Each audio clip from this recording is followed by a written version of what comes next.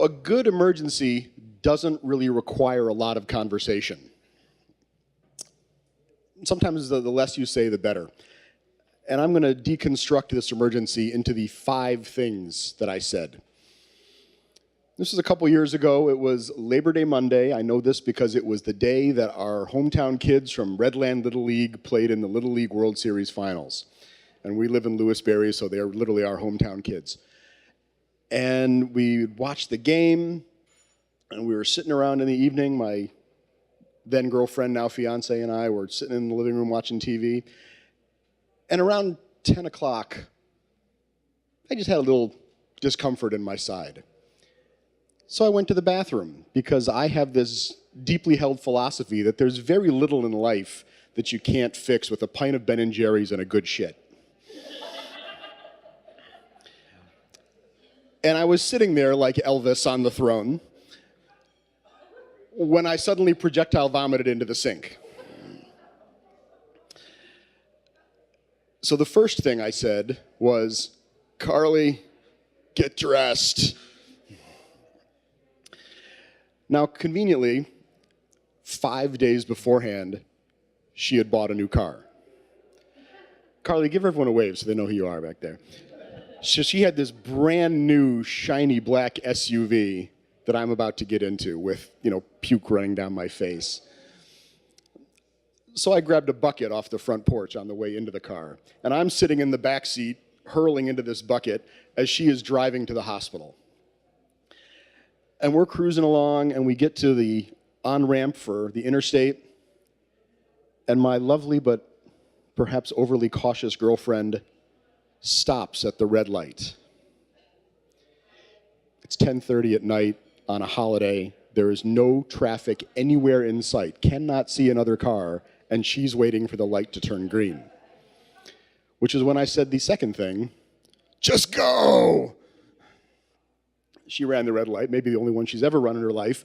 We get on the interstate, we zoom up to Harrisburg, we pull into the hospital, and along the way, as all this is happening, as we're zooming up the road, is when I started saying the third thing, something that I would repeat often throughout the next several hours, which was, "Ah!" as I was having stabbing pain in my back. So we're driving up the road, "Ah!" We get to the hospital, pull up to the emergency entrance.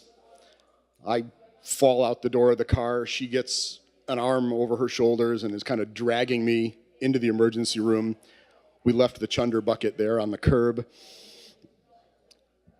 We are walking into the ER, and there's a reception desk with 2 people standing there watching us as she's dragging me up the aisle, and I'm, screaming, "Ah!"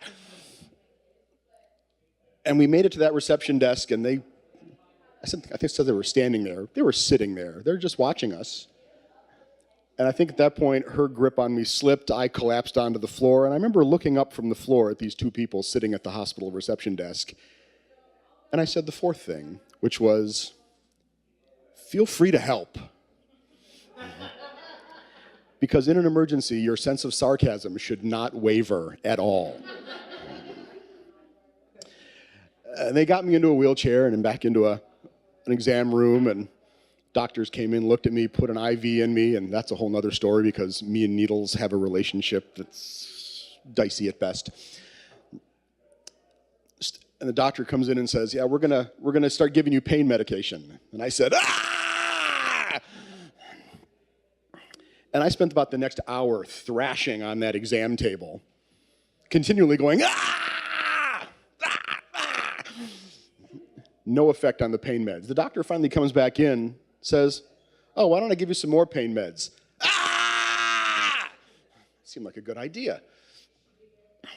Put some more pain meds into the IV. Somewhere along the line, I think they did diagnose that I probably had kidney stones.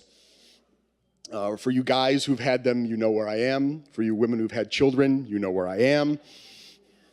It's a similar kind of pain. And no. Yes. As Robin Williams said, for men, unless you're opening an umbrella up your ass, you're not sharing in the birth experience. I'll give you that. So, now the train of thought, gone. After another hour, that pain meds were still not working. And the doctor came back in and said, oh, they're still not working. Which is when I mustered up the strength for the fifth thought of the night, which was, no! Ah!